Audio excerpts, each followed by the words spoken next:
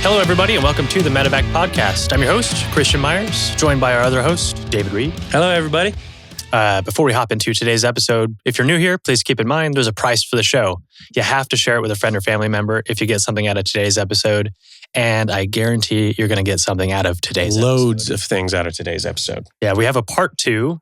Jesse Harrera is back on the show. Welcome, Jesse.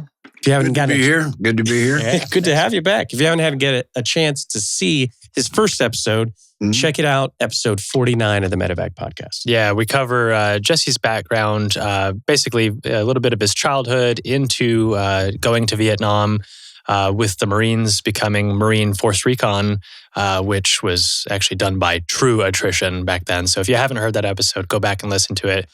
It was probably one of our most well-responded episodes. So now we're back today to discuss post-service. Yes. And some of the struggles and trials and tribulations you went through post-service and how you ended up here today. So yeah, thanks for being back, Jesse. It's a pleasure to be here. Yeah.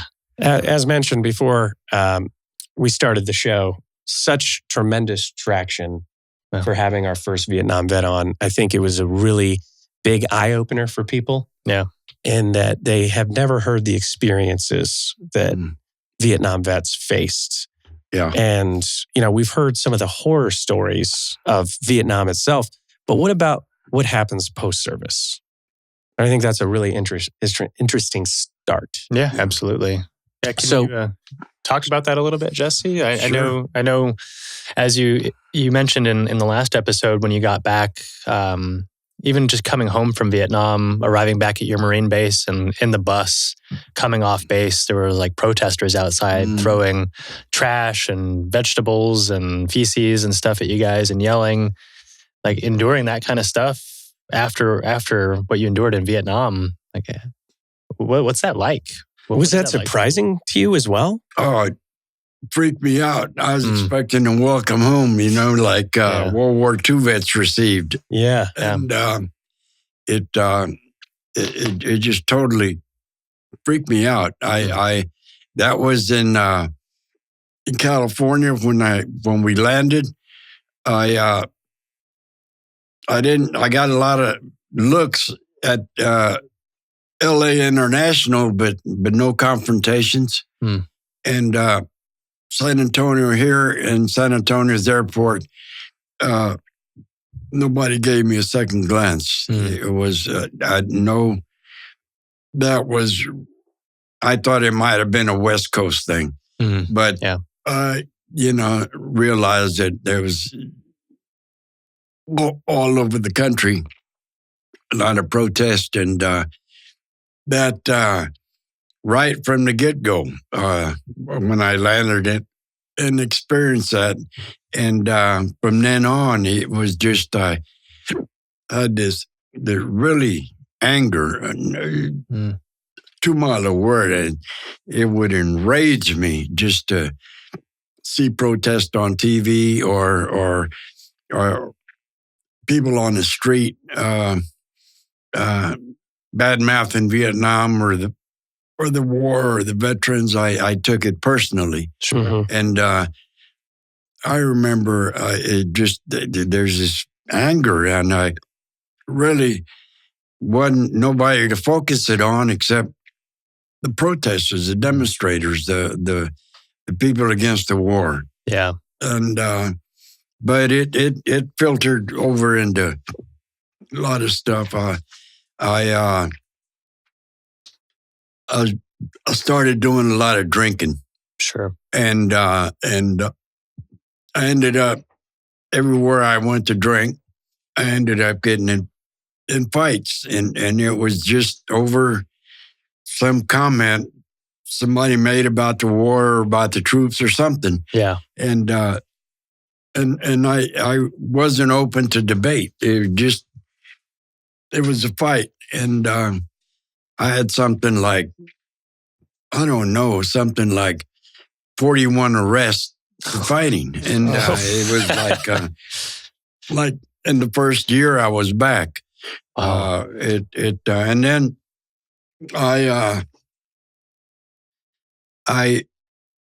the drinking, it just involved too much I had nothing against the violence. I really looked forward to beating somebody that was against the war and stuff. But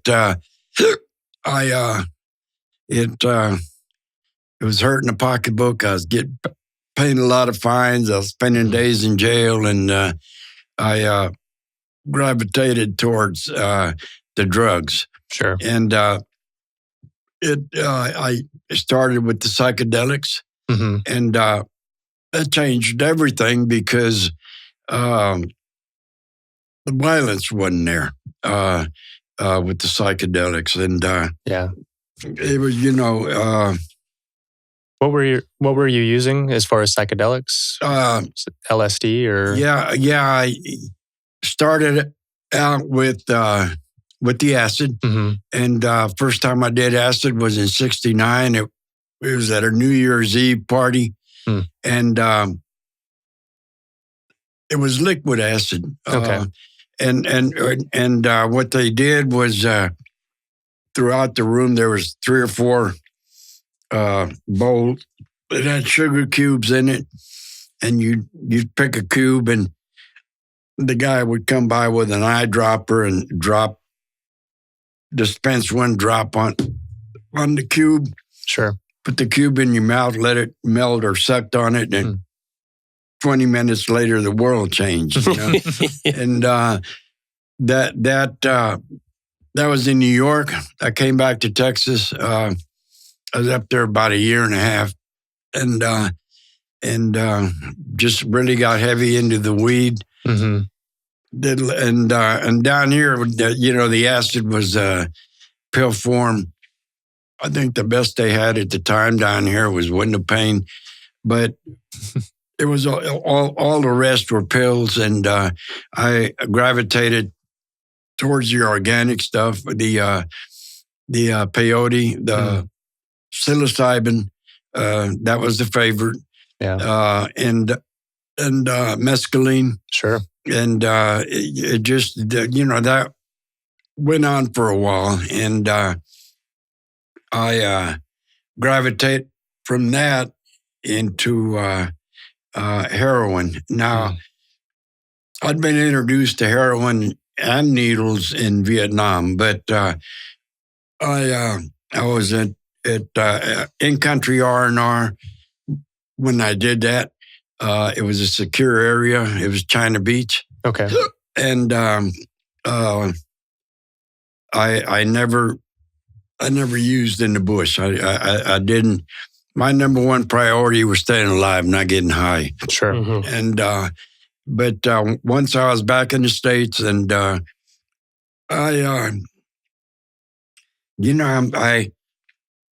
hazy on why I think. Can't really. I didn't have a hard reason for getting on heroin. I think it was just we got some. I'll take some, and from that it didn't take long to get strung out to get addicted. Yeah. And once that happened, everything else was on the back burner. Sure. Started unraveling a little bit. Yeah. When I was doing the psychedelics thing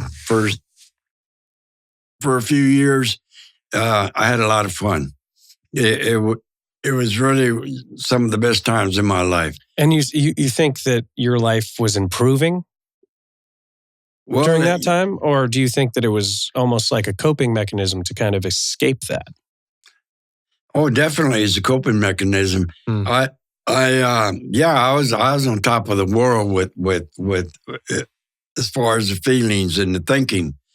But when I got to the needles, my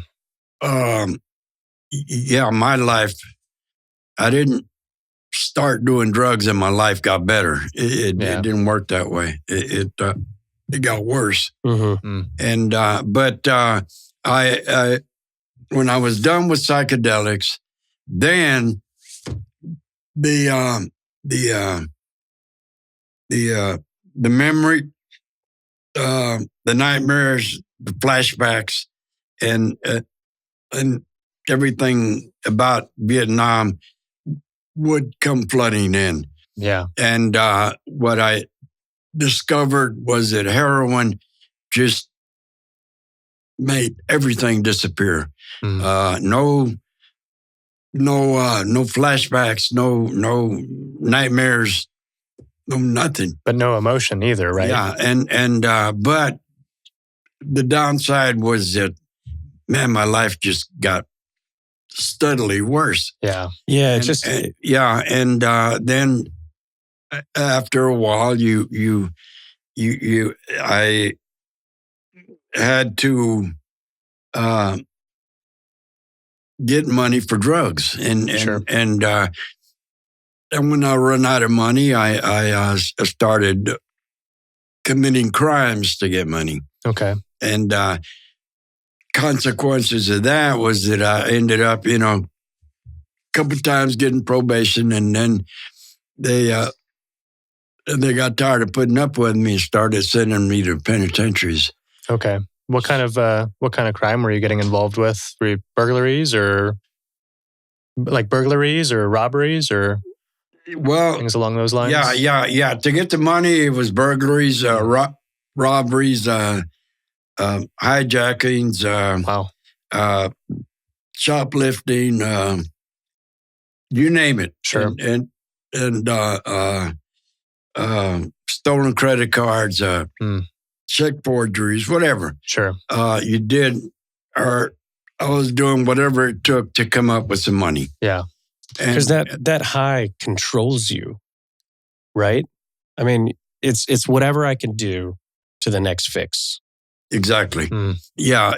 It's just my entire focus was on getting and using and finding ways and means to get more. Yeah. Mm-hmm. And that was a cycle. It was like once I fixed, then from then on, it was trying to figure out ways to come up with more money to get more dope. Do you recognize that being a problem while you're dealing with that? Is there moments, epiphany type moments, where you're like, man, I got to get clean, or is it just all too consuming?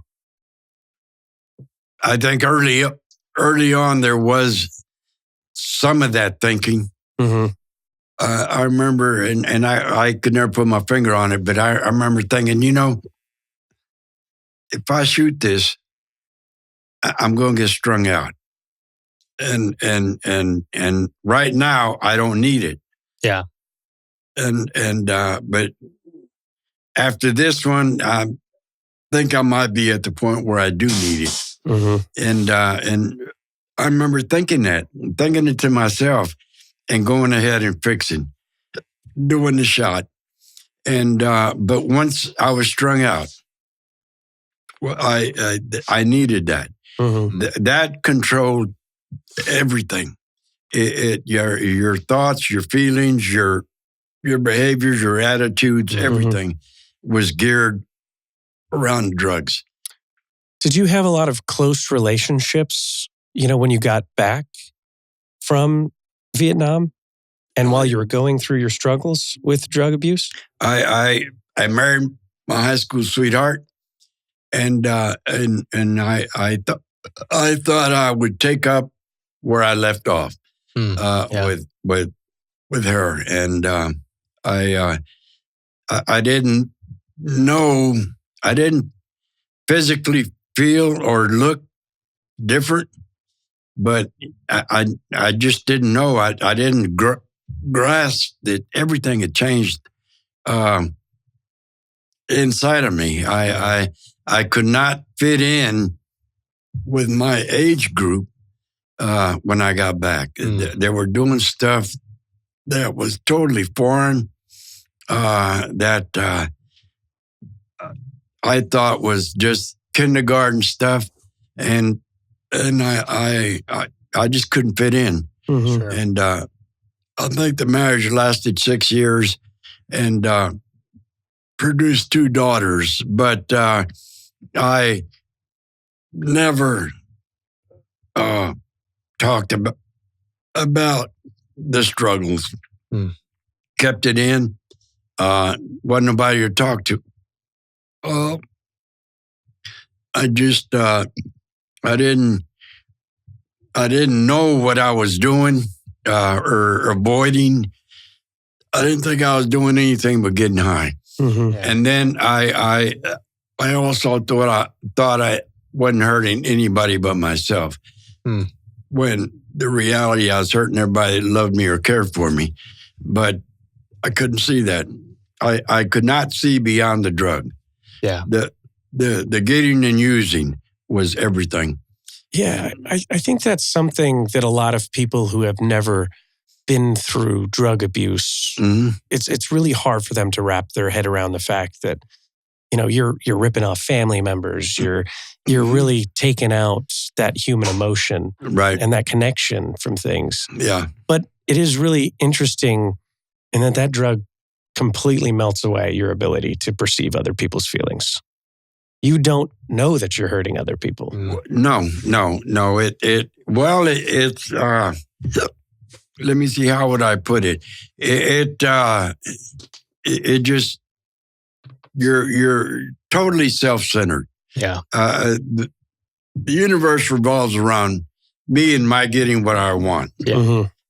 Mm-hmm. And anybody else is not a consideration as far as feel.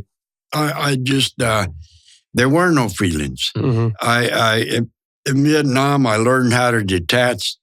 And back here with the drug use, there was no feelings, no guilt, no. What am I doing to my family? This is.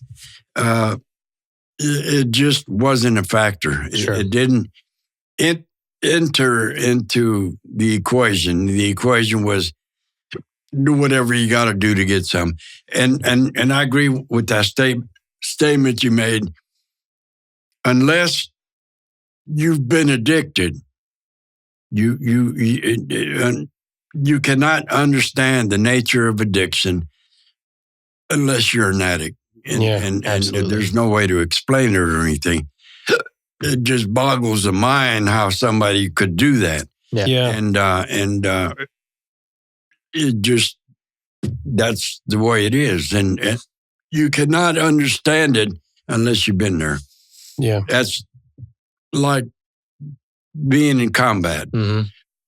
Yeah, there may be all kinds of words to describe it, but you'll never, You have to experience it. Yeah. You don't get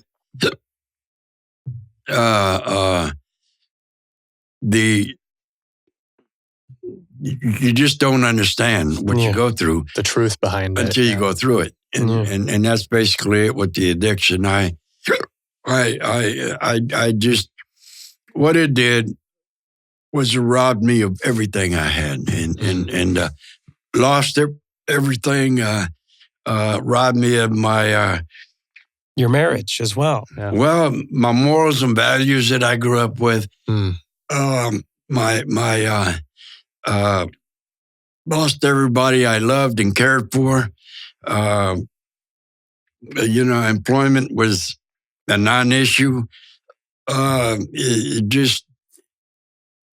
just everything went to shit. Mm-hmm.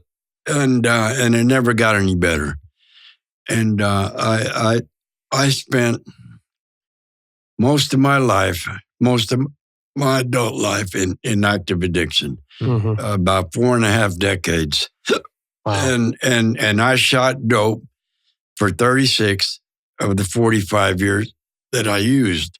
Wow. And I after so many years, I didn't think it was possible for me to get clean. Sure. Yeah. It didn't enter the picture. That wasn't part of the game plan. Mm-hmm.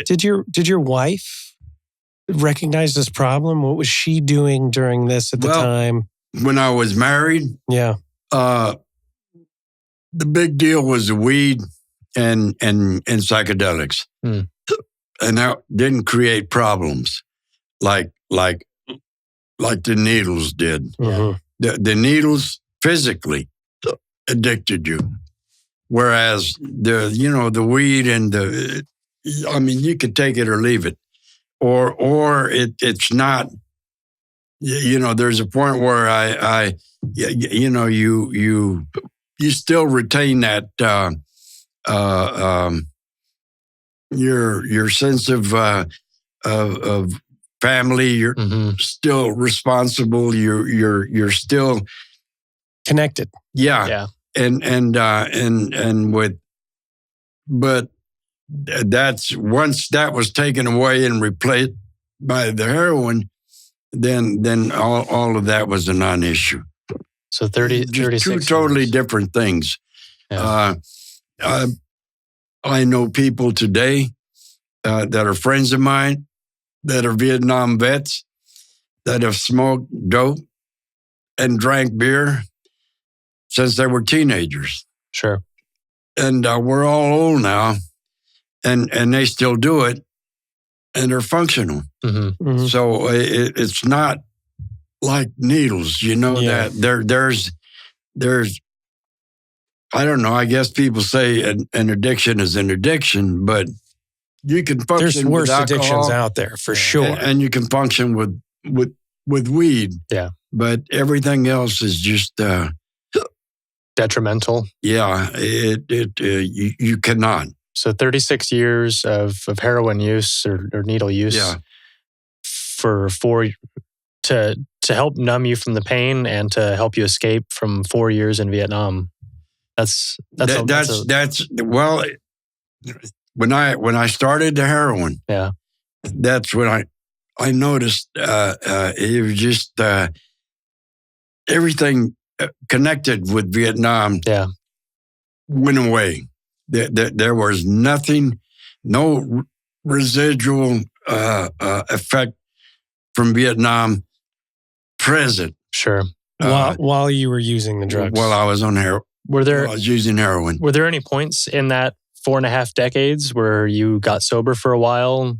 And I say 45 years. Yeah. Actually, it's more like 47, but I don't count those two because there was back in 86, I think, I stayed sober, clean for about 10 months. And then again, back at the 80s sometime, I tried to get clean again through Narcotics Anonymous.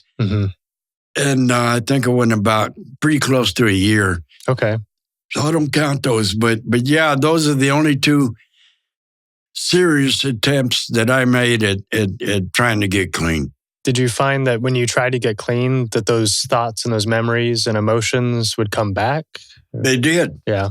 They did. And it surprised me because they came out of the blue. And in different ways. I remember, I forget what year it was, the Spurs were playing for the title. And I think it was late 90s. And I was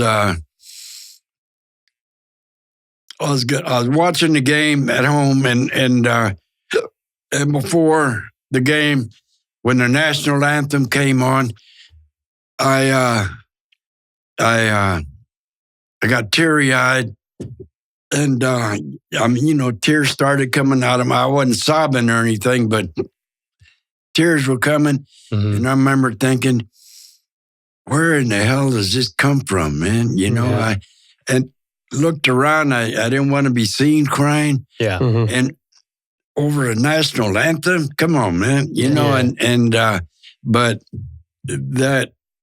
that being clean started triggering, and that national anthem incident triggered others, and the memories come flooding back. And, you go to sleep that night and you wake up 3 or 4 times, heart pounding and sweat, and you're just the nightmares. Yeah. And I hadn't experienced that for years until I, had been clean for several months. Sure. Mm-hmm. And they did come back. Did come back with a vengeance. Yeah. What do you think would have helped?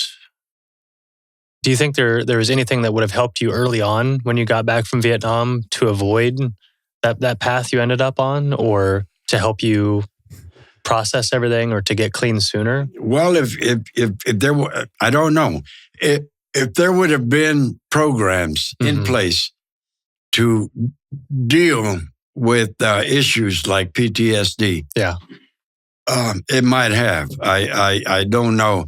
Back then, PTSD wasn't even a recognized medical condition.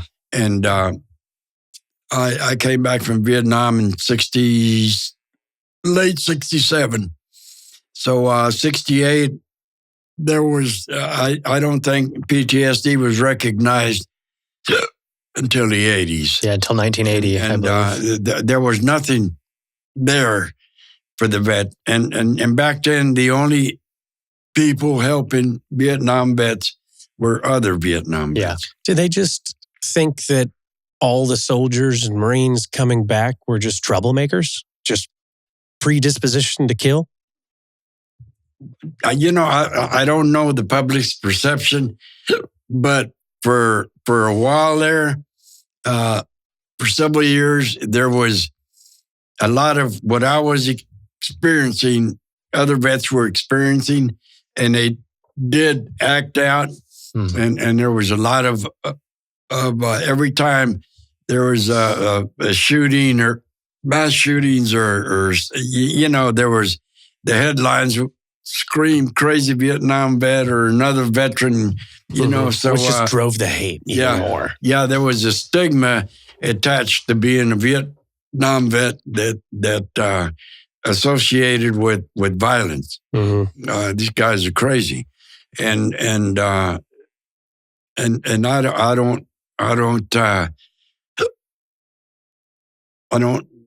can't dispute that. We did crazy shit and couldn't understand why.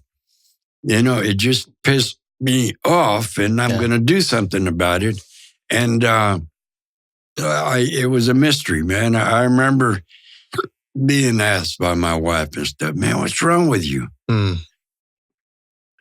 I didn't have an answer, man. I don't know. Yeah. I don't know. I don't know what's wrong with me. And but I didn't. I was introduced to the vet centers. I'd come out of the penitentiary. I'd been sent to a halfway house, and one of the counselors from a vet center come by the halfway house that wanted to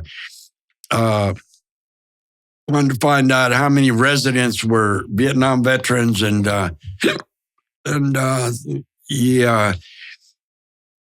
he mentioned the vet centers, and he had a lot of good things to say. And he told me personally, he says, when you leave this facility, when you get out of here, he said, come visit the vet center. He said, I'll see you there. And I did that. And that's the first time that I'd even heard of PTSD. I had no idea what that was. And he was telling me right off the bat, you got PTSD. And I'm saying, I don't, because I don't have nightmares. I don't have flashbacks. I don't have any of this. Yeah. Because of the drugs. Because of heroin, drugs. And that was the big argument that I had. I didn't file for I didn't file a claim with the VA for PTSD until, God, it was 40 odd years after the fact. Wow. And only because I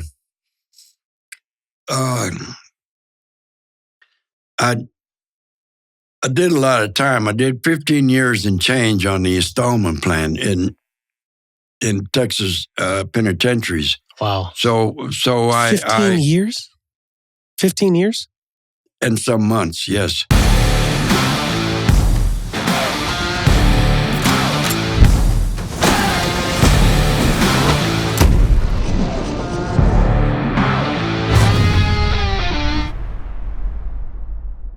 Wow. That's a significant amount of time, Jesse. Well, it was, like I said, on the installment plan, he was over for on layaway. Yeah.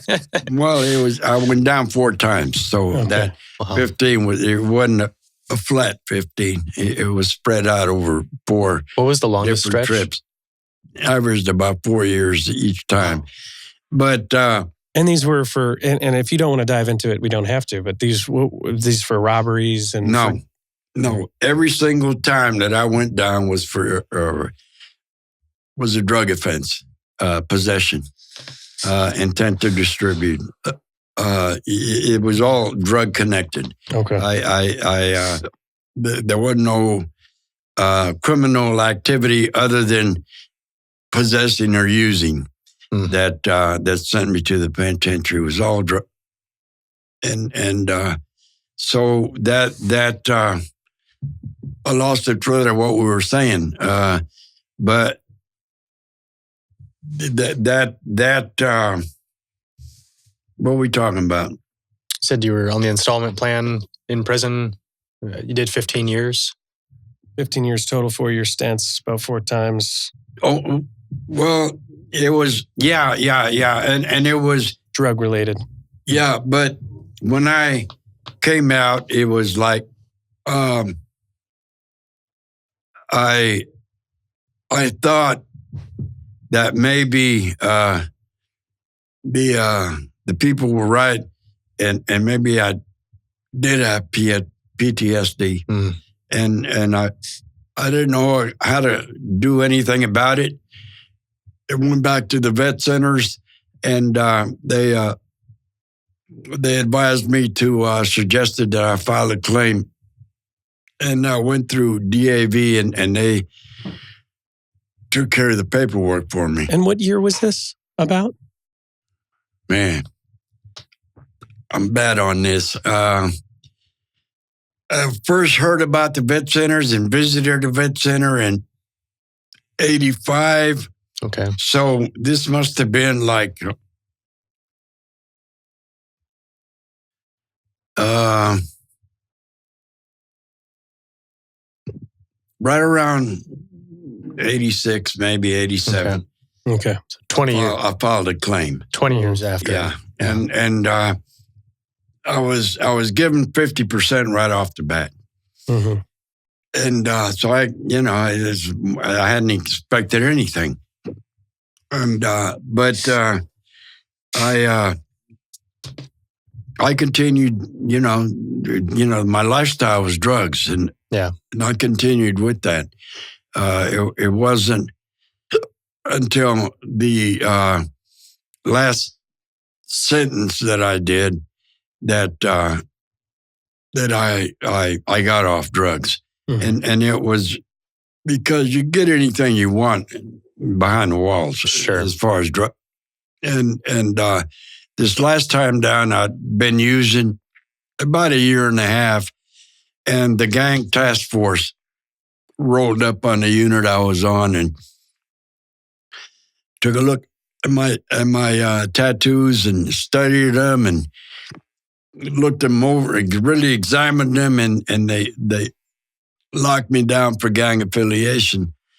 And what that did was that put me in solitary confinement, and where all of a sudden I couldn't get my hands on anything. All of a sudden, and I was forced to get clean, and I cold turkeyed in solitary. I ended up doing 13 months in solitary. So what that did was it going that long without any kind of chemical really flushed my system out. Yeah. But more important, it cleared that mental fog that the drugs that I'd always lived with, man. And it was that mental clarity that allowed me to see things exactly for what they were, man. without the drug-induced, thinking. So you think solitary helped you with that? Yeah, I saw where I look back on my life and I pissed it all away. Never been able to enjoy life like other people do. Sure. And I wanted to do that before I died. And I knew I couldn't do that unless I was clean. Mm-hmm. And it was at that point where I was done. I was 60 years old when they locked me down. I was 62 when I paroled up. And I wanted to live and enjoy life, and in whatever time I had left. Yeah. And so my first day out of TDC, instead of running by the connections house like I'd always done, I was at an NA meeting that night. Mm-hmm. I've kept coming back ever since. So I still think that's the best decision I've ever made in my life. Mm-hmm. But it wasn't until that point that the nightmares, I didn't have anything to replace, and I didn't have any outlet. And what I started doing was I instead of going to the vet centers and sitting around with a bunch of vets, talking shit, I went to the VA and sought help, and they had all kinds of programs in place, everything from combat-induced trauma resolution to combat-related or PTSD-induced. They had anger management, all kinds of different programs, and I enrolled everyone that I could, and I had documentation of that, and then I filed another claim for increase of my percentage, Sure. And that was denied. And what I would do, I never appealed any denial. I would go back to the VA and enroll in other stuff they had. Yeah. I was sent to the PTSD facility in Waco, and that's a 90-day inpatient stay at their facility up there. Mm-hmm. And I lasted 9 days and pissed dirty, and they threw me out. And I couldn't not stay clean. Yeah. Mm-hmm. And so I would go back. The last time that I dealt with the VA on this claim was I had a review with 3 people, psychiatrist, psychologist, and a psychoanalyst, 2 men and a woman.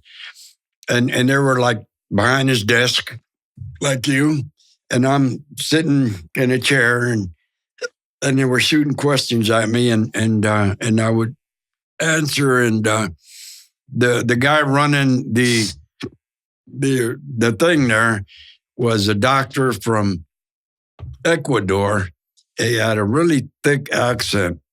I had trouble understanding him, and he kept messing with me, and the questions he'd shoot at me, and it irritated me, and then he wouldn't stop, and I started getting pissed, and then I got more pissed, and and it was like finally I stood up, and suddenly, and the chair went back, and I put my hands on that table, and I leaned across it, man. I got about that far from his face. I just start cussing him out, and loud. And the guy reacted. He went back. And I told him the only thing holding me back from grabbing him by the throat and just fucking him up was that I didn't want to go back to the penitentiary, man. But I cussed him. And then I walked out. Left the door open. I got out of there before they called security. Yeah, sure. And I left, and 3 weeks later, I had my 100%. Wow. He was like, it takes what it takes, but the guy dodged the bullet. I really wanted to get out of here. Oh, man. Yeah, I bet. All the while you're doing the struggles, I keep kind of coming back in my head to your two daughters. Yeah. How was your relationship with them throughout this journey of yours? I was never present in their lives. Occasionally, rare occasions, an occasional weekend. And really not a whole weekend, just either a Saturday or Sunday. I was not present in their lives. I missed everything a father enjoys with his children. I had none of that.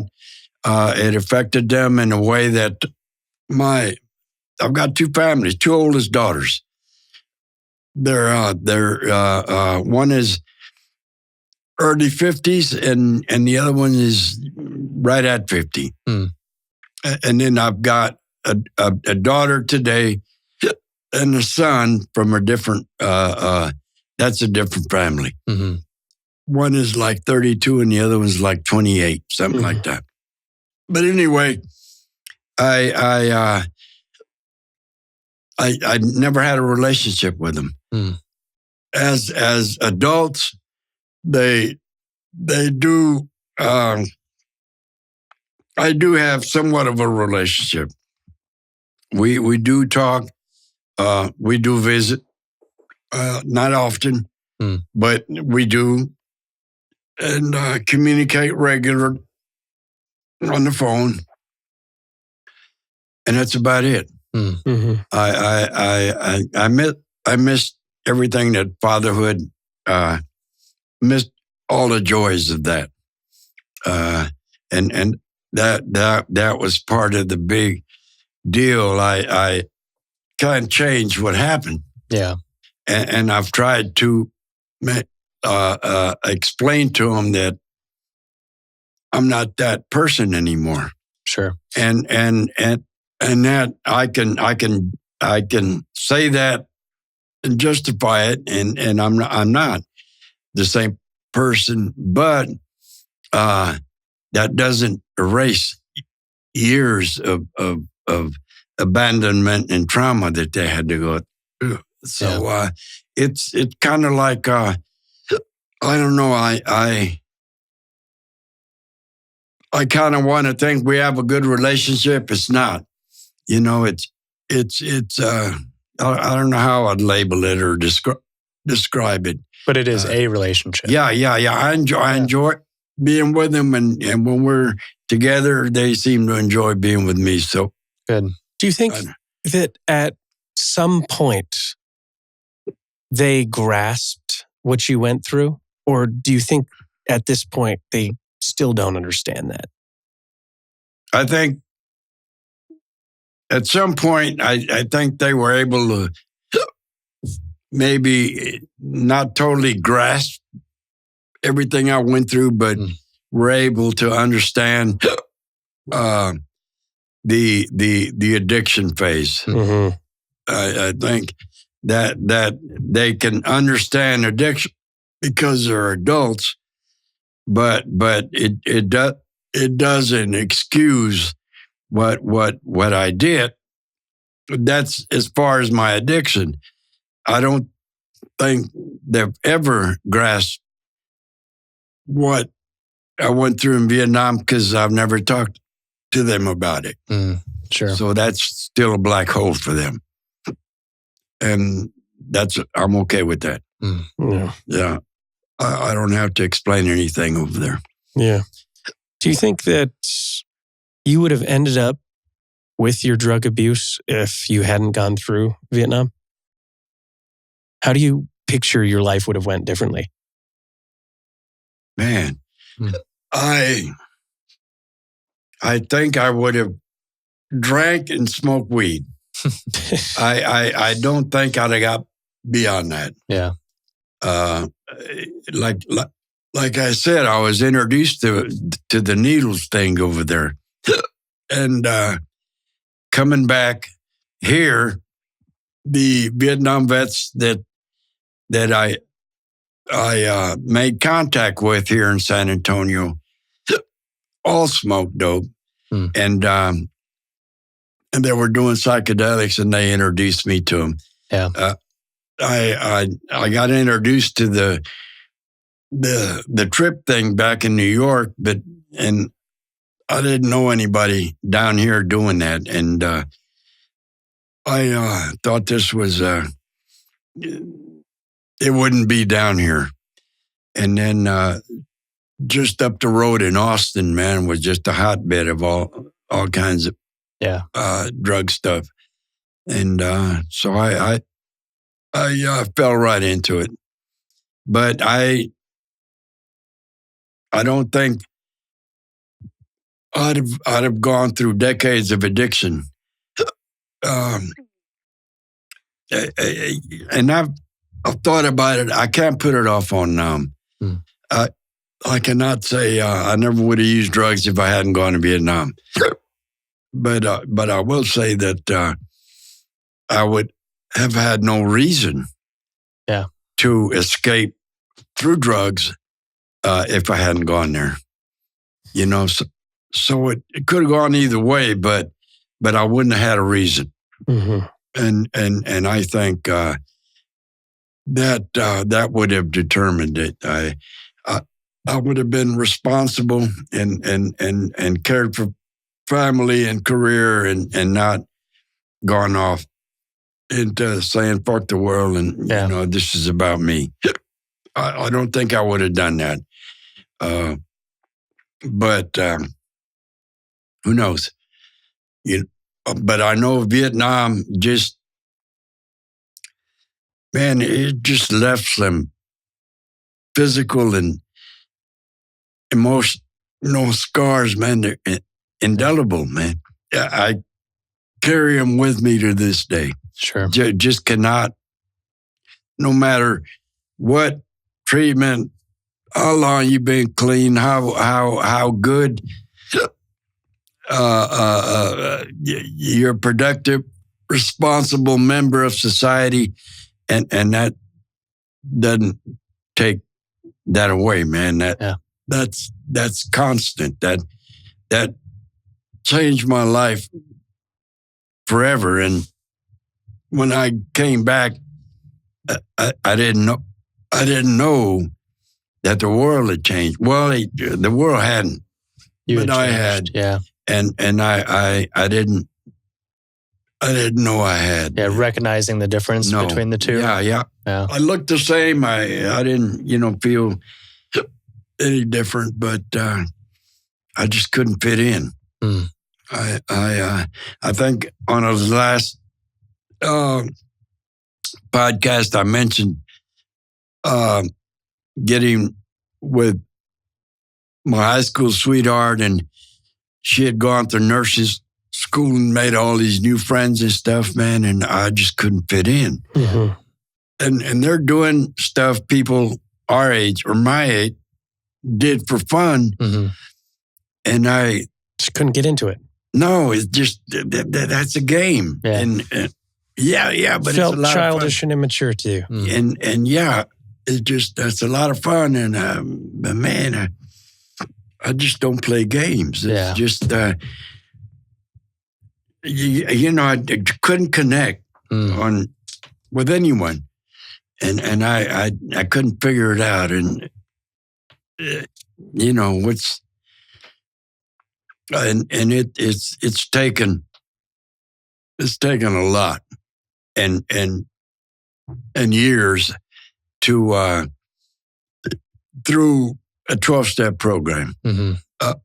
that has allowed me to get inside my head and inside myself and become willing to make the effort to understand some of this. And it's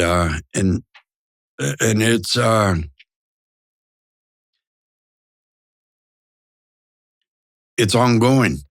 And it'll probably be never ending. But I'm okay with that, man. I don't ever want to go back to that other life, man. Yeah. And it could totally be better than it was, but I really attribute that to the time that it took to get that treatment. You know, if there was programs that existed back then, you know, in the early 70s, that would have made all the difference in the world, right? Oh, yeah. Yeah. You would have had an outlet. Yeah. To talk about anything you kept bottled in. Yeah. And there wasn't. You just didn't talk about what was going on. Because you just bottled it up. Yeah. I didn't know what was going on. And but yeah, it would have made a tremendous difference, I think. You know, I was talking to Dan, and I'm these returning Iraqi and Afghanistani vets. They have a lot of programs set up in place already that are proven successful. That helps them. Yes. And that's great, man. But I just wish we'd have had something like that, man. Yeah. And too, I could personally attest, you know, over the last decade, I've been doing post-traumatic stress work, you know, for myself. He could say the same thing. A lot of these vets nowadays can. And, you know, it took 10 years to get me to where I am today, like right after my injury. So you need to get that support system in place immediately upon your exit out of the military. I agree. And what you're saying about yourself, man, a decade, 10 years, but that takes work. Yeah. It doesn't come to us automatically, man. Not a decade of waiting. We have to do work in here and on ourselves and try to understand ourselves and what's going on with us. And without that, nothing changes. You know, but man, I'm proud of you guys, man. Yeah, we're proud of you too. So tell us some of the work that you've been doing since you've got sober. Since our mutual friend Daniel Vargas has kind of helped you out through some of your trials and tribulations as well. Yeah. I love Dan for what he does and for what he's doing, man, with Operation Triage. One of the things, and we were talking about it before we got here, one of the things I'm passionate about these days is, I'm like I said, I'm with the 12-step program, and there is a committee of this program. It's called H&I, Hospitals and Institutions. And what that committee does is it takes members who carry the message of recovery behind the walls. And I've been doing that for several years now. And I become passionate. It's gotten in my blood. I really enjoy doing it because I can walk into a penitentiary and let them know my story and let them, they can relate to me. I've been where they've been. I've done what they've done and seen what they've seen, and I have found a way out. And I'm here to tell you, man, that it's available to you too. So that's what I enjoy doing. Yeah. And so I think that's one of the things that I've been doing. And another thing is that part of this fellowship, this program I'm in, allows me to take people, newcomers coming into the fellowship, into the program, and take them under my wing. And they call it sponsorship.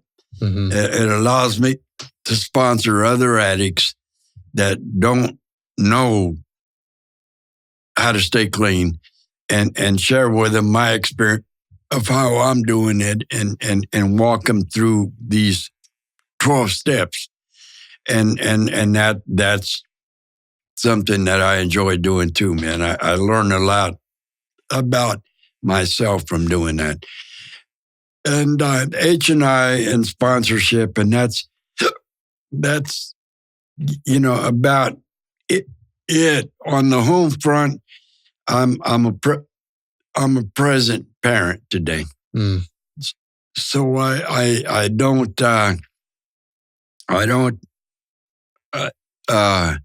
need to escape anything today.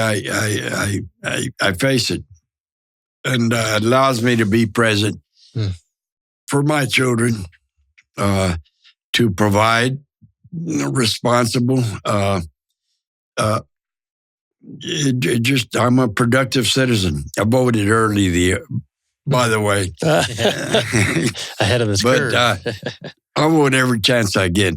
Yeah. I don't care for school board elections. I'm there to vote, man. Yeah. Because I lost that right for a while because of my penitentiary stints, and I'm not ever going to lose it again, man. Believe it or not, man, I have a good life today, and it's only because I'm drug free. Yeah, and you're giving back. I think that is, we've seen that time and time again on the show, is when you're going through your recovery, at some point you realize that the way to bolster that up is to help others through their adversities and their challenges that they face. Yeah, we stay clean by helping others stay clean, man. I love that. That's what it's all about. But that is, I think, the most rewarding and most satisfying feeling comes after you have helped someone. Mm-hmm. Yeah, indescribable, but it feels good, man. Absolutely. And it's got to feel great helping a battle buddy out. Oh yeah, yeah. That's like, man, how would I put that? It's just like, man, come with me. I know the way out of this ambush, man. Yeah. I'll get you out of here, man. It's like really being a lifeline to someone in dire need of a lifeline, man. And not knowing what it is, and me being able to provide that for them. That, which is what you did for your battle buddy. Yeah. You know, you're not going to leave him behind. And, we're going to come out of this together. Or we're going to go through this together. And that's about as good as analogies I can give as far as a battle buddy. Man, it's just a tremendous feeling, man, to be able to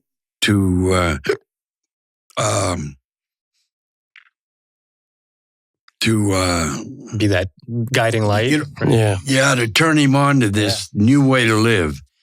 Yeah, and it might have taken you longer than most, over 4 decades of struggling. Yeah. But man, can you say your life is worthwhile now?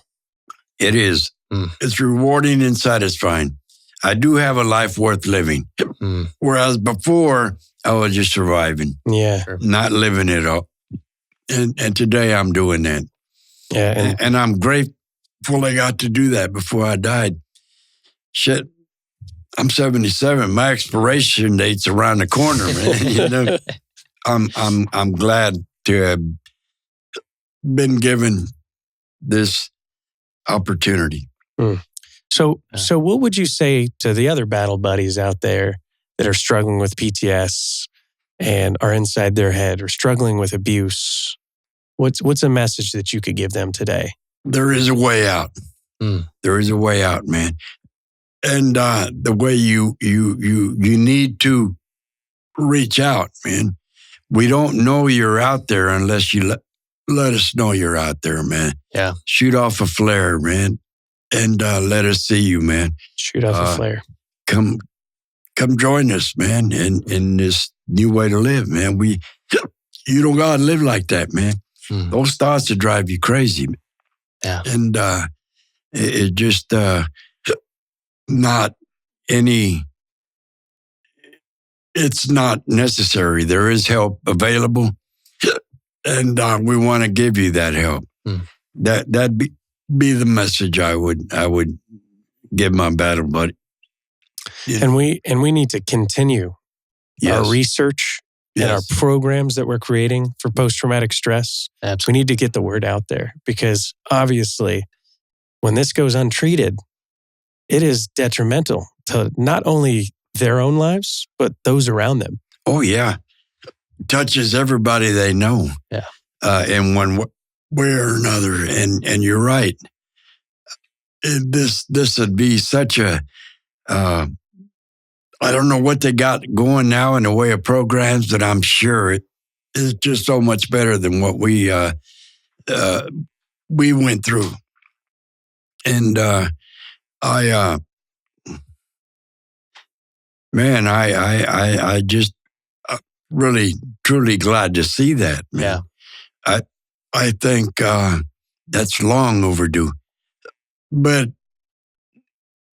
I'm glad to see that they're still improving, tweaking it, fine-tuning it, and getting better at doing that, man, and helping the veteran, man. Yeah. I'm glad they didn't stop where they were back in the 80s. You know, glad as well. Yeah. There are a lot of great programs available now. It might break your heart to know that those are voluntary programs that they're not forcing guys to go to. Yeah. So if you're raising your hand and you're getting booted because you're dealing with PTSD or something like that, they're still just sending them on their way. They let them know about the programs now, but it breaks my heart a little bit to know that, people are. Now that I know this, I can pass this on. Yeah. Yeah. I might take advantage of some of that too. Should. Man, and surround yourself with those that are connected in the community. Daniel Vargas over at Operation Triage is well connected in this kind of stuff, and you can follow his episode in the past as well. Love that guy. He's a great guy. Yeah. Good man. Well, Jesse, thank you very much for being here today and being vulnerable with us. You're welcome. I enjoyed talking to you guys. And thank you for your service, by the way, man. And thanks. You beat me to the punch, but thank you for your tremendous service. You didn't get it enough throughout your trials, throughout your years, but you're a hero to me and a hero to everybody else who listens to you. Thank you. Same here. And it's an honor to be here for those still struggling, man. And we'll change the world together, won't we, Jesse? Yeah. Thanks so much for being on the show. You're we welcome. Appreciate you, part 2. You're welcome. Yeah, thanks, Jesse. This has been the Medevac podcast, ladies and gentlemen. Thank you very much for watching. Thank you. Bye.